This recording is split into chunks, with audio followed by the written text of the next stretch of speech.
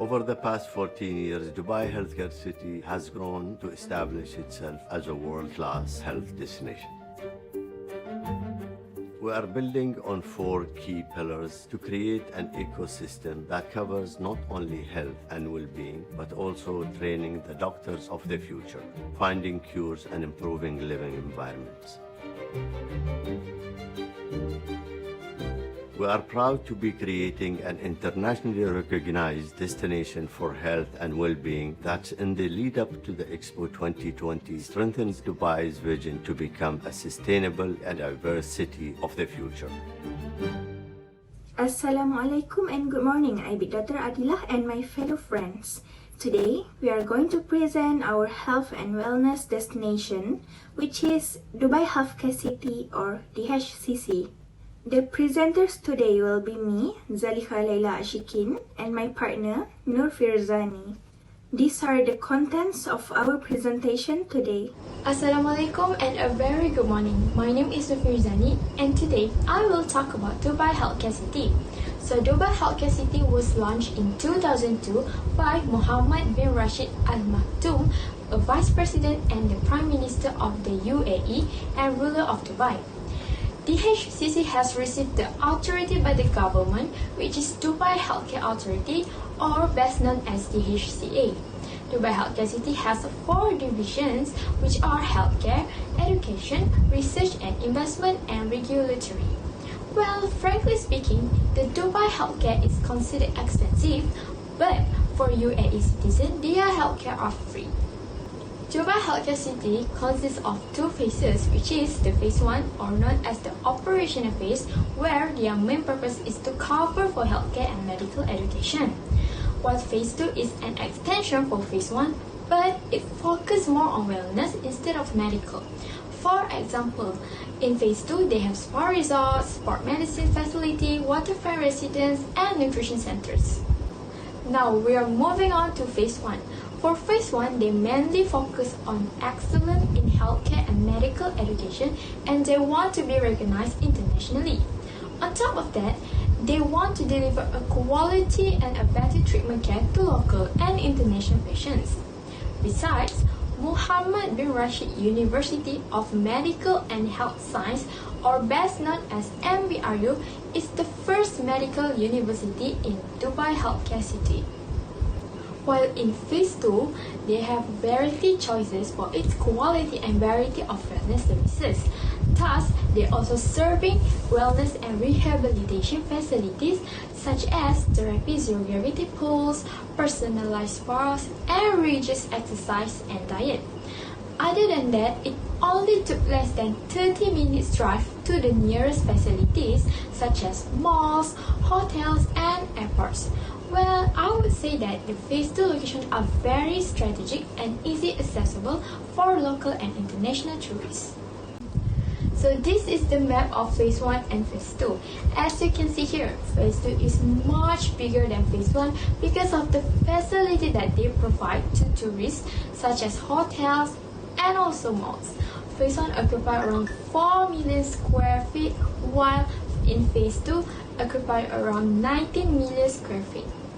Moving on to the unique selling points DHCC offers.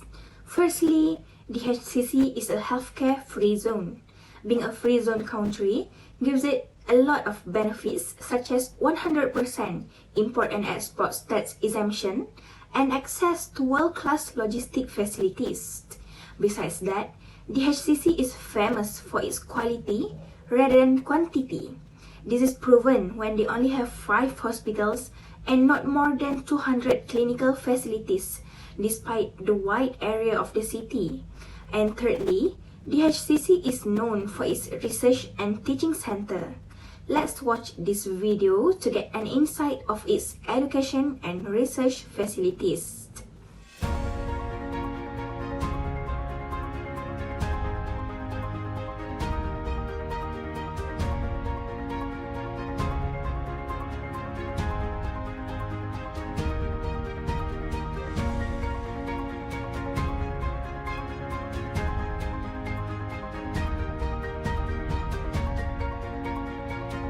Not less than that, By being a famous tourist destination itself, Dubai offers an experiential travel experience for medical tourists because they can have a staycation or even a vacation there while recovering before going back to their own countries.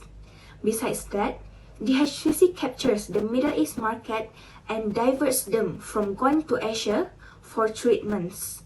Last but not least, DHCC has an active involvement in trade fairs and business affairs, whether in the Middle East or internationally. For example, they frequently hold their own MICE events, besides participating in external MICE events. Now, let's watch the Arab Health Conference and Trade Show that DHCC never fails to participate annually.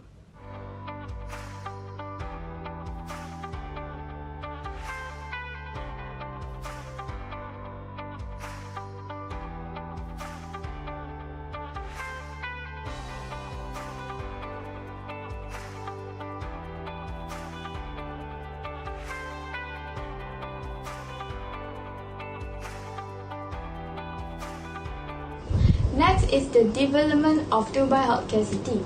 During early years, people were being skeptical towards DHCC. They thought that DHCC will not grow because most of medical tourists will go to United States and Europe to seek treatment. But Hassan, the director of Arab Health Exhibition, said that they need to attract the world top brands in healthcare in order to build a reputation of Dubai. But today, Dubai Healthcare City has become a major international hub for the global healthcare industry. Since Dubai population keeps growing and becoming a global medical tourism hub, many investments are being made towards them for their growth. This can be seen where most of medical tourists go to Dubai Healthcare City to seek a treatment. Dubai Healthcare City applies the technology in their healthcare such as robotic pharmacy, digitization, and health apps and smart fitness. Recently, they introduced a robot pharmacist that can store around 35,000 medications and deliver 12 prescriptions per minute. The smart pharmacist can be found at Al Hamar Health Center, two smart pharmacies at Rashid Hospital that launched in early 2018, and another one is at Latifa Hospital and Dubai Hospital. Now, we are going to discuss the solutions and suggestions that can be recommended to DHCC in improving their products and services. Firstly, DHCC seems to be receiving quite a plenty of complaints regarding its appalling customer service and call center. Hence, I would like to suggest DHCC to focus on improving and adding more workers from these departments too, instead of only focusing on hiring more professional medical practitioners. Displayed here is another complaint that we can see their dissatisfaction with the customer service of DHCC, which strengthens my proposal for them to also focus on the quality delivered from other departments as well. Besides that, DHCC has been putting a lot of effort in captivating the Middle East market. Hence, I believe that they are prepared enough to start attracting countries from other regions from all over the world. Last but not least, DHCC should also grow its research and teaching centers by providing necessary financial aid for students all over the world to enroll in them. This is because by far DHCC has only enrolling students and researchers from Dubai.